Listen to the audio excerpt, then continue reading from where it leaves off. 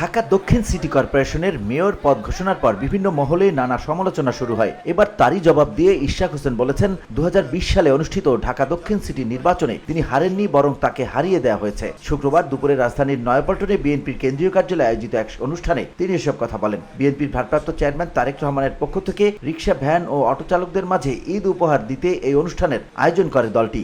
স্থানীয় সরকার নির্বাচনের আইন অনুযায়ী নির্বাচন হওয়ার পরবর্তী 30 দিনের মধ্যে অভিযোগ করতে হয় এবং সেই 30 দিনের মধ্যেই মামলাটি করা হয়েছিল এবং পরবর্তী 180 দিনের মধ্যে এই মামলাটি নিষ্পত্তি হওয়ার আইনি বিধান থাকলেও এখানে বিগত ফ্যাসিবাদী হাসিনা সরকারের আমলে এটিকে বাধাগ্রস্ত করা হয় এবং যে অবৈধভাবে ক্ষমতা দখলকারী তাপস তিনি এই মামলাটি বাতিল করার জন্য হাইকোর্টে এবং লোয়ার কোর্টে চাপ প্রয়োগ করে এবং হাইকোর্টে একটি আবেদন করে এবং মামলাটি শুনানিতে তারা এটিকে বন্ধ করে রাখে।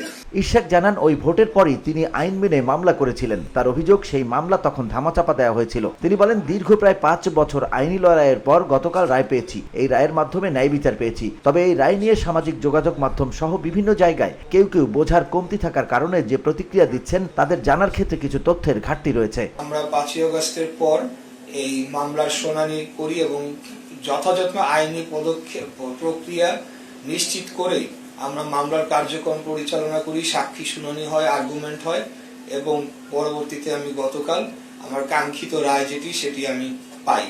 অতএব এখন যদি আমি আমার ন্যায় বিচার চাই দেশে, তাহলে আমি বিএনপির সদস্য দেখে এখন আমাকে যদি বলা হয় সেটা আমার অন্যায়, অপরাধ, তাহলে এই যে বৈষম্য বিরোধী বাংলাদেশ গড়ার যে প্রত্যয় নিয়ে যারা এখন আগামী দিনে রাজনীতি করতে চাচ্ছে আসছে বা অন্যান্য কোনো গোষ্ঠী, তারা যদি আমার প্রতি বৈষম্য করে, আমি যদি ন্যায় বিচার চাওয়ার জন্য যদি এখন অপরাধী হয়ে যাই, তাহলে আসলে এই ক্ষেত্রে আমার কিছু করার নাই, কিছু বলারও নাই, জনগণই সেটার বিচার করবে।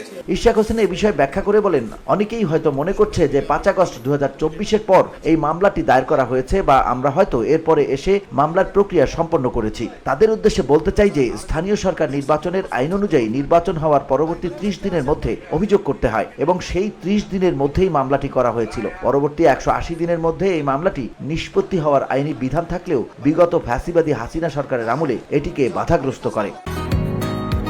বসুন্ধরা, উত্তরা, বনশ্রী, কুড়িল ও বাড্ডা সহ রাজধানীর বিভিন্ন স্থানে অভিজাত ও অত্যাধুনিক মানের ফ্ল্যাট কেনার এক নির্ভরযোগ্য প্রতিষ্ঠান প্লেজেন্ট প্রপার্টিজ লিমিটেড।